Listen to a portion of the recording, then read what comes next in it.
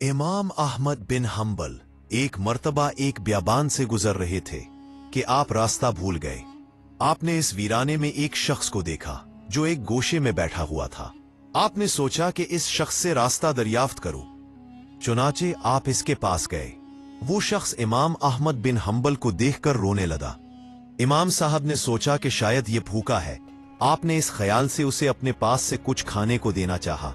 वो शख्स बहुत खफा हुआ और कहने लगा, ए अहमद बिन हम्बल, तू कौन है जो मेरे और खुदा के दरमियान दखल देता है?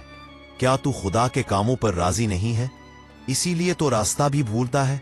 इमाम अहमद इसके कलाम से बड़े मुतासिर हुए और दिल में कहने लगे, इलाही, क्या ऐसे वीरान गोशों में तेरे ऐसे बंदे भी पोशीदा है? इस शख्स ने कहा, अहमद बिन हम्बल, क्या सोचते हो? इस खुदाए पाक के ऐसे ऐसे बंदे हैं कि अगर खुदा ताला उनके लिए चाहे तो तमाम जमीन और पहाड़ उनके वास्ते सोने के हो जाए।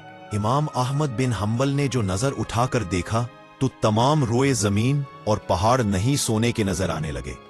फिर आपने एक आवाज सुनी कि ए अहमद, ये शख्स हमारा ऐसा मकबूल बंदा है कि अगर चाहे तो हम उसकी खातिर जमीन आसमान को उल्ट पलट कर दें।